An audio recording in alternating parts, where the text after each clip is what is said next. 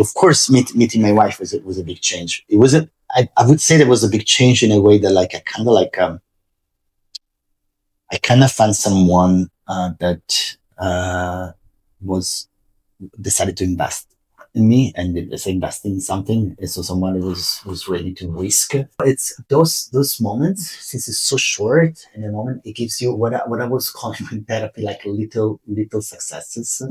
Because I think I was always been so focused on the last, the end. Eating that last thing, and just like focus on that is like, and then sometimes never achieve, and then also a goal that is not even know if it's my goal. Maybe it's a goal that was my parents' goal, not mine. You know, whatever.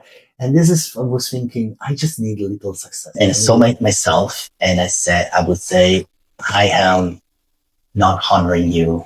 I'm betraying your dreams, and I'm not following your dreams. I'm gonna change that.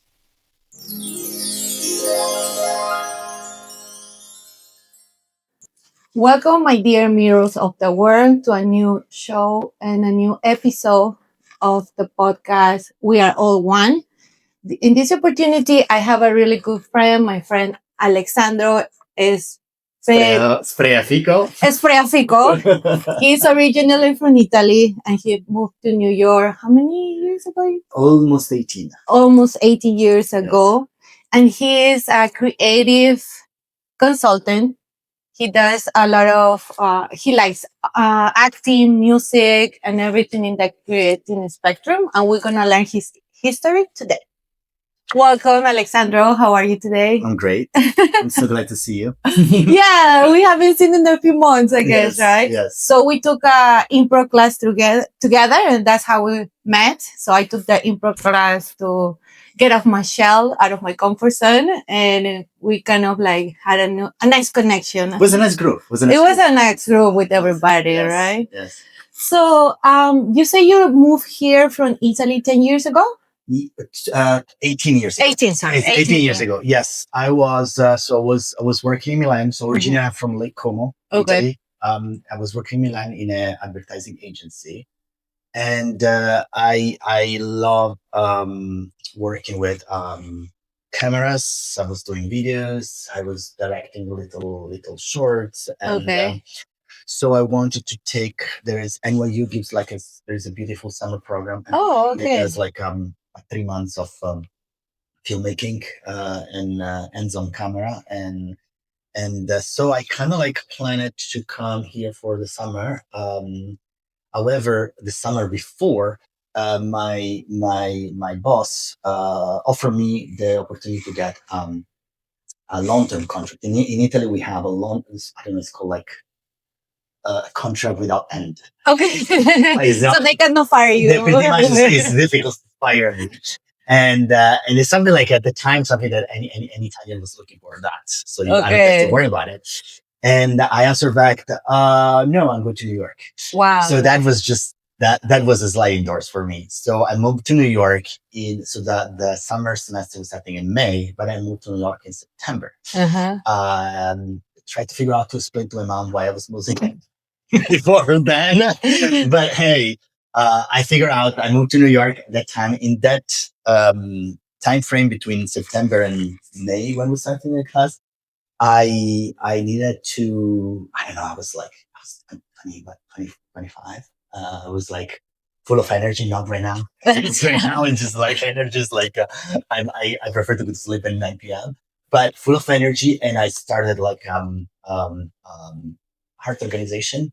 It's called Contaminate. It was Contaminate, and the idea was actually start creating art experiences in unusual spaces, unconventional spaces. So that helped me to increase my network and meet a lot of and also you were continuing doing everything that has to be creative and art and all that. Yeah. So yeah, it's for me was just like a great thing in the and plus I had this need to try to do something new, and was Contaminate was as a matter of fact my first company, and it started like it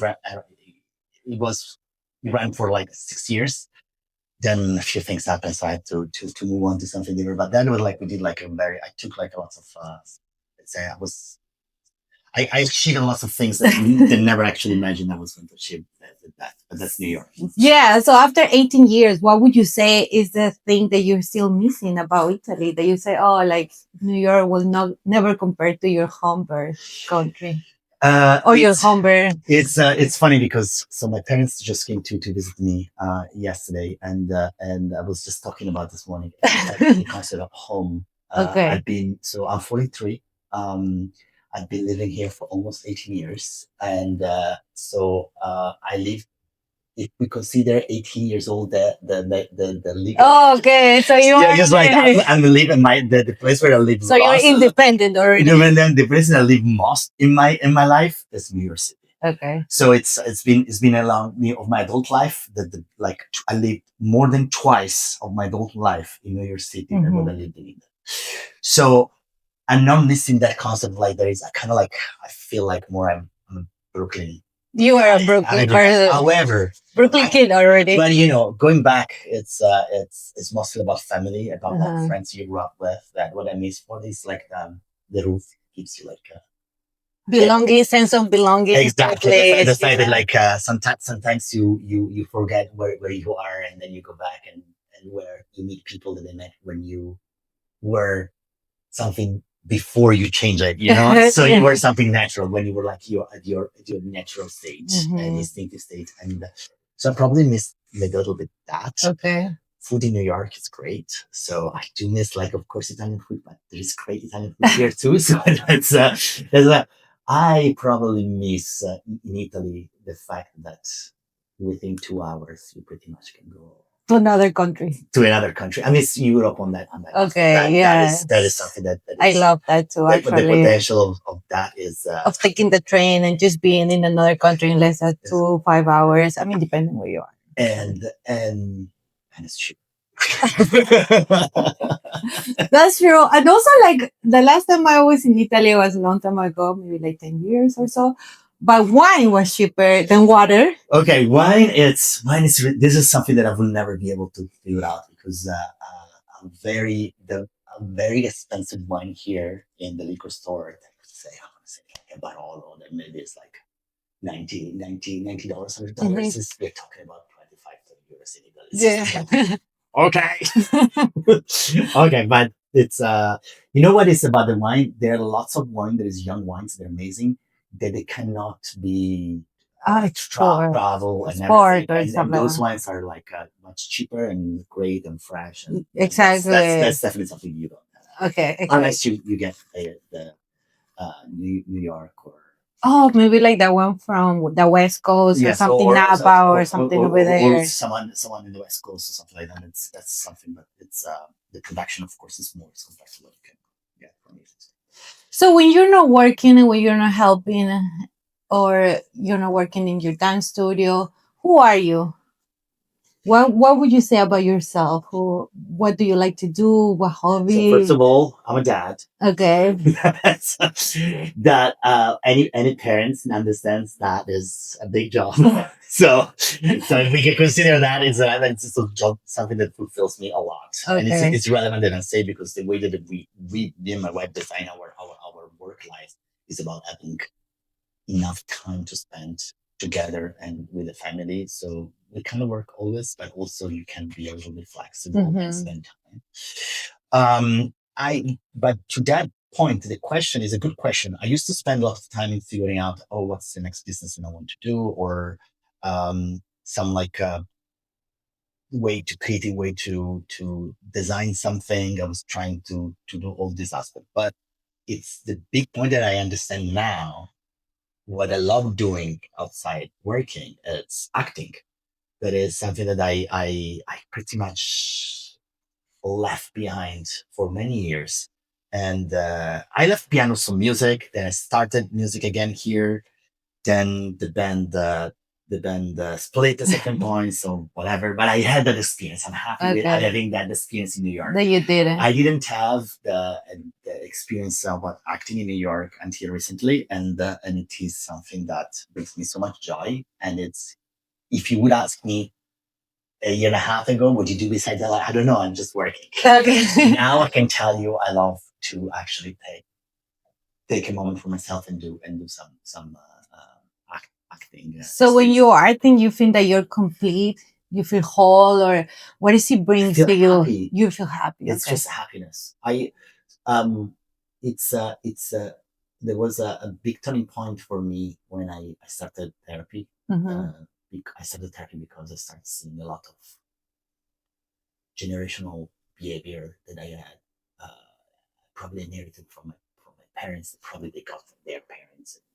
When I got my daughter and I started seeing how I was behaving with her, and I started seeing myself how I was behaving with her.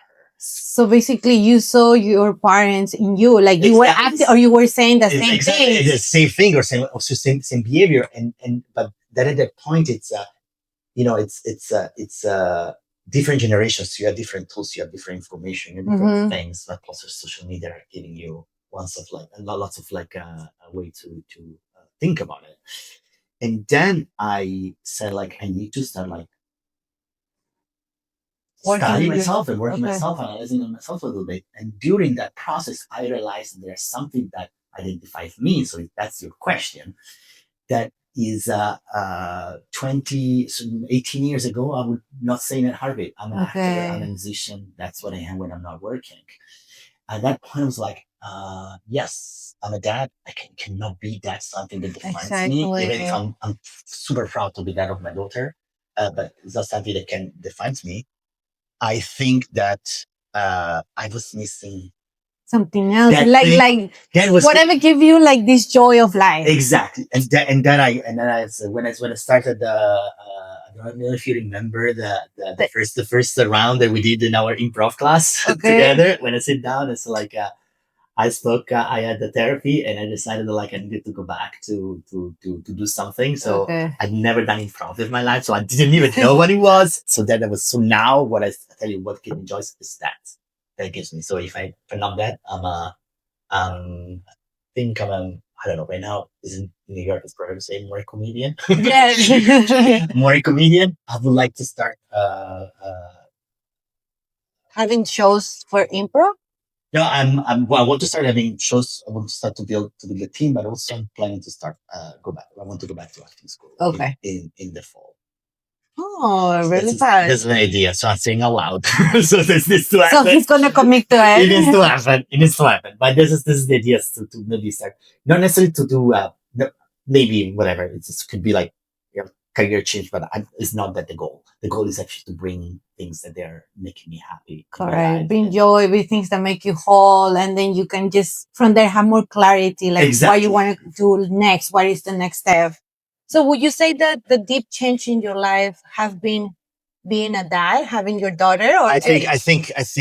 But there's something else that I think being my daughter, it's definitely a drastic change. Of course, meeting my wife was a big change. It was I would say there was a big change in a way that I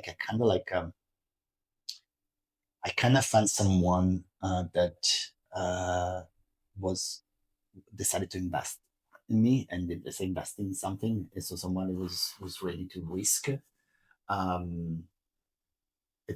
We have an interesting story because we pretty much never really dated. We kind of went to live together almost right away when we. Oh my god! And we kind of so it was kind of like a. So you guys met, and how soon after you were like? Well, we met. She was in New York, then she had to. She was not here. She was here for like a long she was studying English for a month or so. Okay. She went back. I didn't even expect her to coming back to New York, but we met, and then she went back to Russia, and then we stayed in contact. She said, "I'm coming back to New York," and we just said my roommate was moving out. It's like, oh my god! Like everything was like let's do working out. I mean, at that point, it's like either works out or then you find out really soon if it works or not. And since then, we've been living together since then. So we kind of got to know each other by living together. So there was so that definitely was a change in a way that I felt comfortable to try to working so that I didn't have to focus on myself in finding a safe spot that I had. But my daughter probably is what changed me. What changed me because it's the moment that I felt I was responsible for someone. And Yes. at that point, I started like hitting the challenge that what type of dad you want to be, who you are. As a What dad, type, yeah. what type of I mean, I think we're always going to do some type of damage, regardless. damage regardless. That's the thing. That is how we can reduce this damage Yes. as possible, because that is happening regardless. Yes. So that my daughter was definitely a big listen. I'm a dad. Yeah. You receive in your hands this. Oh, this the little one. the little one, and that's it. And it's yeah, when you see the little baby, it's like, oh my God, so beautiful. But then when you go home, it's like, what am I doing with this? Like, I was terrified. how can you? I'm terrified. I think you know the feeling. I was terrified. Like we was like, what we do? At first, we don't have anything here. It's like what. That was me too. Like, we do? I have to figure out everything. Like calling, okay, is this what I have to do, or just reading, or anyway? And now I say like, oh, don't worry. First month they just sleep, poop when they have to poop. they just need to eat. So that's it. Yeah, there's nothing else you need to worry about. Like, I know, but for me, I was very worried when she was sleeping because they told you in the hospital she has to sleep like looking to the ceiling, and then my mom was like, "No, you can let her sleep wherever she wants." And I was like, I was getting so many different opinions from everybody else that I didn't know what to do on my own. But of course, we went through and everything. But still, I think like having a kid is always like it's a new challenge, right? It's like something definitely out of your comfort zone that you can never be prepared because there is everything unexpected. And it's so, I feel also connected a little bit with what you said, that your child changed you in a way because you start asking questions like who you are, what you're gonna do with the things, because you start sounding like your mom or your dad all the time. And it's like, I don't want to be like that anymore. I mean, I feel like I'm a good person, so I think like it's my responsibility to be if you're responsible for someone that pretty much comes to this planet, and it's because you choose, right, to have her, and it's like that. It's like, okay, so she cannot do anything, you need to do it.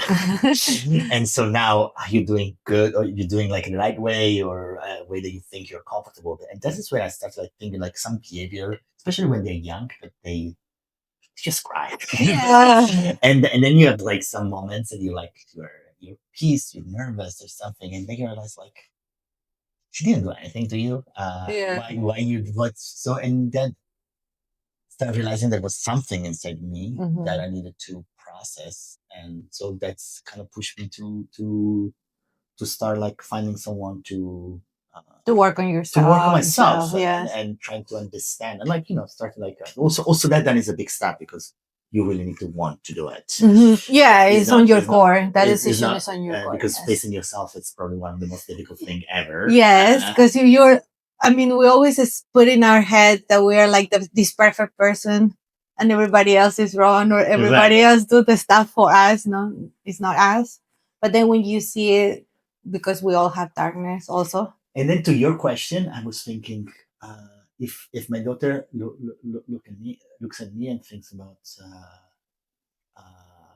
if I'm following my dreams. Oh yeah, you want to be a role model following what I'm actually brings me joy. I want to tell like acting brings me joy, playing music brings me joy, and I'm actually taking a moment to put it as part of my life. It brings me joy also what I do for work that is not that, but it truly brings me who I am, because it makes me free. And we did an improv. When you are on the stage, you're pretty much free to be. Yes, there was no lines to remember. There was nothing to like memorize. Nothing, just like free. Just whatever comes, comes, and just enjoy it, and just enjoy the moment. And I love that because it's just ephemeral, which is gone. Doesn't matter if if you did right or wrong, you will never know. Screw it, exactly. So it's just like doesn't really matter. Just enjoy the fact that you're on the stage. You just you're already doing a step forward compared to whoever is watching you. Yeah, you already took the chance to do what you can do, right over there. So would you say that acting and everything, that would be your life purpose? you think you're in the right track, or you still looking? I think I don't know. I don't know. Okay. I think I'm in the on the right track, on the way to like that's was what gave me purpose before. I think I just need a way to. I think I have something inside that needs to be expressed somehow. Okay. And always finding some creative way to do it. And I try to self-teach myself a lot of things, to try to be, to express whatever. And I did it with design and with web design and building creative businesses. And I'm working with artists. It was a way to kind of like, deep in that kind of. And then I realized probably I'm, if an artist is someone that actually express with creativity something, it communicates, then I think that's what is more what I need and what I feel is my purpose. It's just a need to do it. Okay. Maybe from there it could show up. Who knows? But I feel like I usually, I'm going back to your purpose. What were you dreaming of becoming when you were a child? Maybe 5 years, 6 years old. That's the thing. I wanted to be an actor. There you are. Yeah, I think it's the right way. Everything that I wanted to be. I wanted to be an actor. I wanted to act. I love theater. I wanted to be in the. When one of the something that like, I don't know, for some reason like hit me, but not changed me at the time. When I was starting doing some like meditation sessions, something like that, they were always telling you go in your like happy spot, and the happy spot for me was there's this small beautiful theater in the center of my hometown. Okay. And where I was doing was in the theater company, and there was always a moment way before any show starting or something like that the theater was dark and I was lay down on the stage looking at the ceiling, and that moment was a moment for me of happiness and tranquility and just being me. And every time there was the prompt like go to your happy spot, I was always feeling that I was really. It's for me. It's like it's so real. So vivid that you are back there. I remember everything is on the ceiling. I remember, and that is a moment I was just feeling on the stage there. Probably because you are you have the you're allowed to be whatever. Wherever you are. Exactly. I mean, people judge us if you act bad, but it doesn't matter. They always judge. It doesn't matter. But the point there probably so I believe that is where naturally you can express yourself. I feel I can express myself. I kind of like have it also performing on the stage with music, but it was more music allows me to, as was pure fun, just like some people like to run on the Hudson River. Okay, you like to play music. Like to play music. That was just like I think just to perform and having like the adrenaline thing just kind of feels like release all your things. But acting, being in the scene, being the thing, it's really enjoys doing the classes when we were in the classes together. But it was like a nice and making sure like a scene was coming out good, that was happy with it, that it would actually make me feel accomplished somehow, that I've accomplished, especially like you doing in a language that is not yours. Oh yeah, in a language that is not yours, where it's not complete, it's not easy. So it's for me it's a double achievement. Yes, I feel the same way. Like doing the interviews in a language that is not mine. Thank you. Yes, it does. I'm doing also my coaching business in a language that is not mine. So like I feel, I mean, it's mine now because we live here now, so we adopted now. We're bilingual or trilingual, so depending how many languages you speak. But I feel also like it's a lot of accomplishment. Once I finish a session or once like we're doing this, I feel, oh my God, I can do it, like, but at the beginning it was so terrifying and it was like, is this the route I wanted to do or I just go back Peru? It's those moments, since it's so short in a moment, it gives you what I was calling in therapy, like little successes, because I think I was always been so focused on the end. Eating the last thing and just like focus on that is like, and then sometimes never achieve. And then also a goal that is not even know if it's my goal. Maybe it's a goal that was my parents' goal, not mine. Whatever. And this is, I was thinking, I just need a little success. I need a little every moment. day. Because then you start actually thinking, you know what? As you said, like, I'm doing an interview right now in your language. It's not mine. This is a huge success. Exactly. This is a fantastic success. And this is part of like what actually I teach, like in neuro-linguistic reprogramming, is that every day or every week you try to put yourself small goals, like go 3 or 4 times to the gym, do this, do something that keeps you out of your comfort zone and something different, because then you rewire your brain and you rewire your personality. Because if you do it once, the second time, the third time, it's going to be, easier and easier and easier. And it's going to be your new identity, your new person. Exactly. And, yeah. Exactly. It's something that my wife always tells me, like, you can change overnight as long as you believe in the change. Exactly. And it's that you want to do the channel. Yes. And you want to be the other thing. If you wake up and you say, like, I'm a runner, and I'm a runner, you start running, and you believe that you're a runner, you start. That's why I would say, like, probably I'm a comedian, because then you have to believe that and say that out loud. Yes, you are a comedian. Exactly. Say that out loud. So actually, I'm going to go toward that direction. So, yeah. So we're talking about meditation, all those, having your calming spot or time for you to relax during your day. Is any daily routine or any night routine that you do to keep you grounded besides meditation, or anything that help you accomplish all these goals that you have currently in your life? No, or better, I don't know. We have in Italian something that we say ni. There is no and yes. Okay. No, it's si, is ni. Si and no. Si and no. So here's the thing.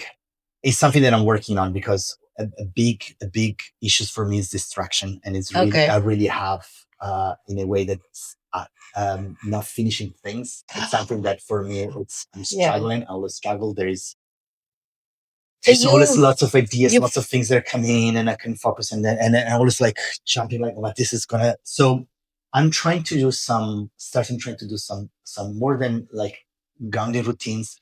There are moments that I can do for like 2 or 3 months. I wake up early. I do like 10 minutes meditation. That's great. I prepare the coffee. I prepare the things. Mm-hmm. It's simple ritual that I can kind of bring myself to do it every day. Mm-hmm. That actually helps me. Just to focus and concentrate on like start doing some like cream in the night. Yeah, I do that also. cream in the night, and it goes in periods of time, because sometimes I can do it, and sometimes I just like I lose the habit and start not doing it. Yeah. It's I know. I think sometimes we hit those periods that it's like, it's hard to do it like every morning, and then you lose it, and then you come back and stuff like that, right? But something that I'm actually started doing with my daughter for her, but it's actually helping me. I started asking for some time now before she goes to sleep what she's proud of during the day. Oh, yeah. And that's just funny, because then she starts asking, what are you proud of? Oh my God. So that is a moment that you kind of start thinking, like, okay, so I'm grateful for that, but I'm proud what I'm proud of. So she's the way. So this is still a grounding. It's becoming a ritual, because she's telling me, asking me, and it's like, and I was like, that's not the rule, but let's do it. And it's working. So that's what I'm. I think we're kind of connected, because I've been doing that with my daughter as well. I've been asking her, what are your 3 highlights of the day? Like the 3 things that you love the most. And then I ask her, what are the things that you could have done differently during the day? Just name one. I don't want to push it, so we do that. And I was starting to do that to her, and then now she asks me, so what are your 3 highlights? And sometimes I have 1 or 2.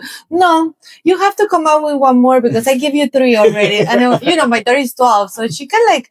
And everything that I tell her, like, we should try to be more positive, whatever. And then she hears me that I say something not positive. She's like, that's not positive enough.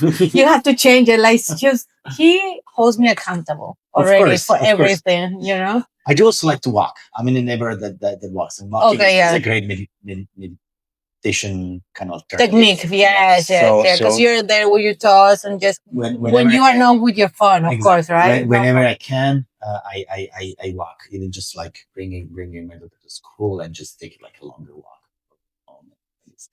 Not when we have like one of the worst, terrible week of Okay. history, but a day like today, it's just phenomenal to just go out and walk. Wow. It just gives you. Yeah, now the weather is nicer. Exactly. So if you could have the little Alessandro right here, what would you say? What would you think he would say to you? Your inner child. You are hitting. Tell me if I talk too much because I have a story connected to this. No, I mean it's okay. You're open. So I did a couple of breathwork sessions with this guy from Belarus. It's called Vitality. Okay. Vitali to prevent working? Is that the name? The Vitali breathwork. You know that? No, I haven't done that. I did a different one. This holotropic. But no, his name is Vitali. Okay. And the company is Vitali. He's doing this there were like 400 people doing this aggressive breath work. Okay. That way you breathe through your mouth? Also, yes. Okay. It kind of regulates and it kind of creates this situation where your body is completely numb and the brain disconnects and you start releasing stuff. Oh, okay. I never did that. And it's if you see videos, it's a weird thing because people cry, people. I think I saw it in Instagram. Laugh and everything, and I did all of that, just totally release. And there is a moment, and it's open and close it, and see yourself, and I saw myself. Oh. And I have this image of myself, and I start crying. And what I say is and this was sometime it was like a couple of years ago, 3 years ago, and I saw myself, and I would say, I am not honoring you. I'm betraying your dreams, and I'm not following your dreams. I'm gonna change that. So I felt as though, but I would say we're going back on that path.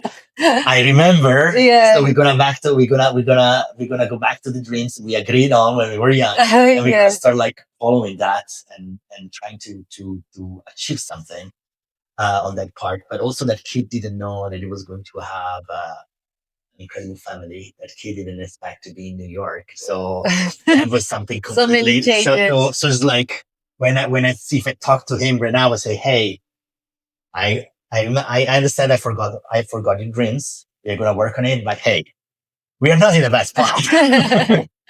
We actually succeed in lots of other aspects. So, yes. But yes, that's a big thing. And so when you told me my inner child wanted to be an actor, and wanted to be happy and perform and do things. And that is something. Be on top of the stages. Yes. Actor, comedian, doing something. Since I was 6, so list. That's what I want to do. So it's. I think I'm telling him that I remember now, and I'm working toward that. So, that's a nice story. That's a beautiful story, actually. Let's see what's happening. Plus, I promise. And now you promise to all your people. So all your people that is watching it. Is happening.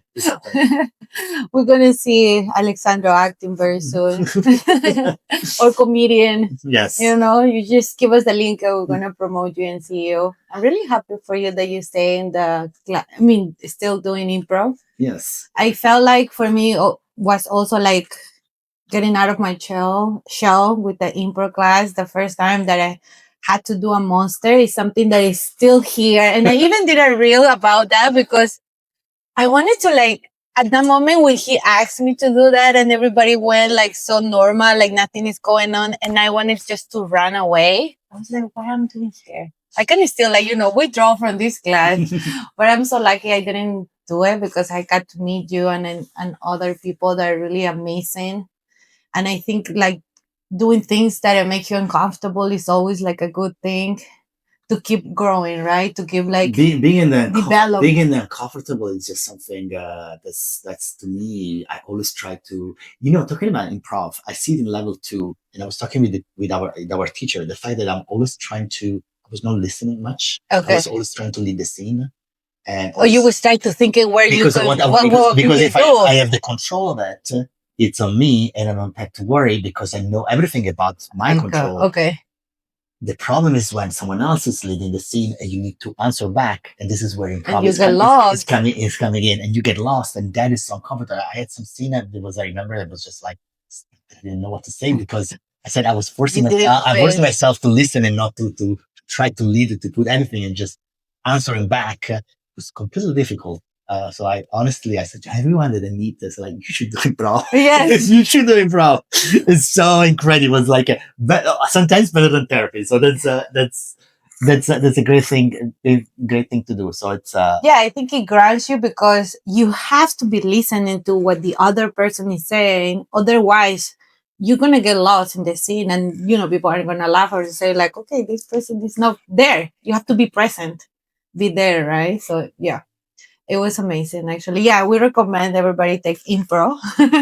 It's a really good way to start with your communication skills, with getting out of your comfort zone, and just try to express yourself. You always find you are more funny than you think you were.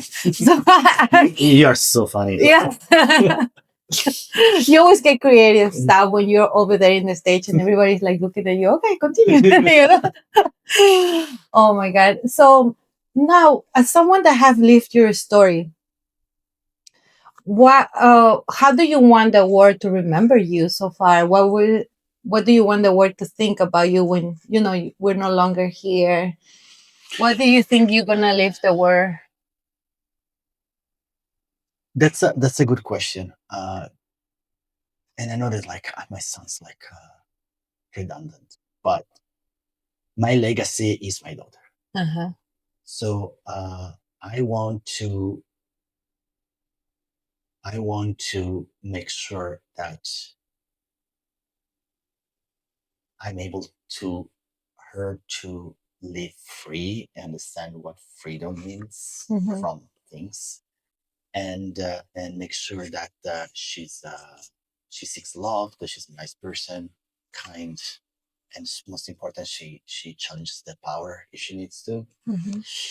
And why I'm saying this to your question is because if I'm accomplishing that, she's gonna be what is my memory. Oh, your memory. Yeah. So what you're leaving behind, basically. I'm to be honest, I said I read something. Someone said that in probably even just 100 years from now, there are some people living in your homes that you don't even know.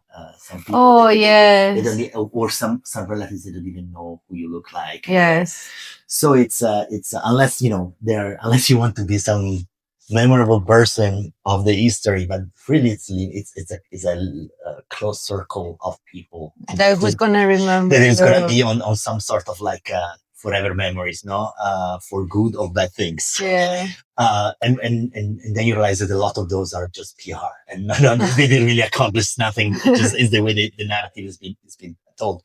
So that is something that I don't care. But if my daughter one day say my dad is gonna taught me how to live in a freedom and free from limiting beliefs and free from things and be able to choose who she wants to be and follow my dreams and everything. If I can get that, and she gets that, my soul is happy. You will be happy. 100%. Yeah, well, you actually made me think about it because I was talking to my mom this past weekend, and I asked her like, "How was my grandmother look like, or how was she?" Because like how was I mean, I don't know if she know me and she thinks, "Oh, I don't remember if she knows you or whatever." Even those questions, right? And my that was for my great grandmother. And because I got very curious about like nowadays, because I'm doing also my my own development, I got curious about my grandparents, great grandfather, like everybody in my family. And I asked my mom, like, why don't you know all these questions? She told me I'm the like almost like the number 10 of 13. So all these things. I don't know. Because my mom said they're 13. Like, I don't know these questions. So you have to ask your my other aunts that are older that they remember more. But you're right. I mean, like at some point, like people will forget about that. Like it's the I think that when some I grew up Catholic. I kind of like I kind of changed a little bit past a certain point, but I still am very proud of my education in general because it gave me the basic lessons of what is good, what is bad. Then decided to challenge that. The point is this: is like there's always this concept of heaven, like what's happening in heaven, and I always say like for me, if you're not here and people talk about some good moments with you or some laugh about a memory of you, I think that moment is heaven. It's heaven. In that exact moment is when people a memory of you still can influence somehow people or a memory of something or a story of something, you know. You bring joy. Right now you mentioned your great grandma. That means it's still there. This is heaven. This is a piece of heaven because it's that means it's you've done, you know, the concept, you've done things that people are even just being like giving your grandma and giving your mom. It's still something that is worth it to enter in heaven, you know, somehow because people still mentioning you or thinking like how you were or what did you do. Those are all my questions. Like what she looked like, or you know. So for I wanted to know more, basically. So that's that would be heaven for you. Oh, that's the people heaven like for me. Of course. And one of the last questions that we ask everybody here is, what does "we are all one" means to you? What do you think about that? We are all one. What does it mean for you? It means a lot, honestly. It means a lot because sometimes I do this very unhealthy thoughts about the universe and how when you kind of like go up and you just kind of realize that you just a tiny particle. Not even a tiny. It's just like probably it's just that for the universe, pretty much. And you realize that that especially living in New York, it's in New York specifically, it gives you this sense of. I always say to people that you are all on the same level. Doesn't matter what work you do. Doesn't matter whatever you do. A certain point, New York City brings you there. Whether you're becoming both a parent, so you're there in the playground, like playing with your kid, and there is maybe like whatever, like some successful like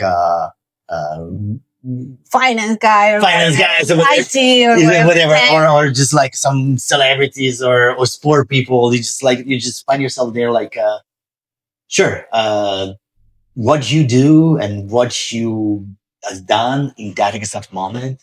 You just both like two dads, two moms, pushing your kid on the swing. So and that makes you understanding that talking about my grandpa, talking about Evan, makes you understand what my grandpa used to say. Like when we are horizontal, we are all the same height. Oh yeah. So that gives you a sense that we are all like just one thing that I don't know if we are right now, but we would need to be one thing, and we are the same thing, no matter what. It's just like alterated by experiences and how we take from these experiences, and as I said, my daughter just listened to "All You Need Is Love" from Beatles, and she loves it. She keeps singing it. She keeps singing it, and now you also understand the power of the song because you keep hearing from a kid saying it, smiling, and it's like that's what I think is like we switch to that. Yes. To that, we will just understand that we are just one, the same. Yes, that we're here, maybe having different stories. But at the end, we just want to, like, have joy, happiness, and create something meaningful, I feel, for, for the world and everything. Of course. To leave something meaningful behind as well, right? Our kids, a good message, something good that we did in our life. Yeah. Okay, and our last question. What message would you give to the world today?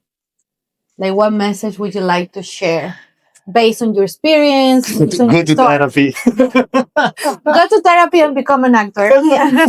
No, listen. An improv. Listen, it's the world right now is scary, like incredibly scary, especially where we are. It's super scary. Yes. But it's what I think is that if we feed the cancer goes bigger. Okay. If we ignore the cancer and we try to actually do the opposite and switch the loop, and just say like, whatever, and we're just move the attention to other things and try to be kind. That is a big turning point in my opinion, because understanding that the issue is not the other, the issue is always inside you.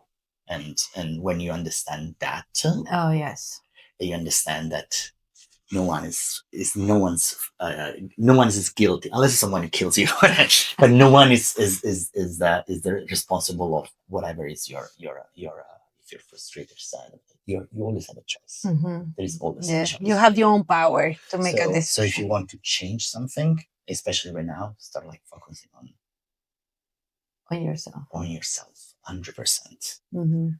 So be selfish. And this is powerful, like you just said, basically you have your own responsibility to choose. Yes, choices. To choose if you want to continue being frustrated, being sad, having depression and all that, or you can take the one step at a time and look for help to change. And it's not easy. It's not easy. Oh no, for sure. It's just freaking difficult. Well, just let's not scare everyone. But yeah, no, but making a choice from something that you are comfortable. Talking about improv and something that is uncomfortable is very difficult. But then when you learn how to be in the uncomfortable in the spot and start like understanding that everything that is happening, it's you are actually managing and changing it, and it's in your power. That's when you're actually choosing it. So. Correct. And it empowers you too, because then you become and thinking, yeah, I can do it. Like if I want to change it, I'm the one that have to do it. So you have your own power back. You don't have to give the power to the people outside or whatever is happening in the world or the country, because I stopped listening to politics or news a long time ago. And I think my life I'm happier that way, I don't know what is going on in the world. I mean, I do know like in the big majority, but not like little details, of course. Something like that. I want to thank you for your time. Gracias. Thank you for your good energy. It's always nice to see you. And I hope all the best for you, your acting career, going back to school next. Thank you. I hope to see you like maybe in theaters or comedy. I'm gonna definitely go see you. Yeah, keep me posted. Yeah, we're in contact. And thank you, my dear mirrors of the world, for watching and for listening to one more of episode. Please comment what do you like the most, if you resonate with something that we shared today. Subscribe to the channel if you like the content. And please share it with your family and friends so this kind of message can reach more hearts in the world. Thank you very much for your time. Bye-bye.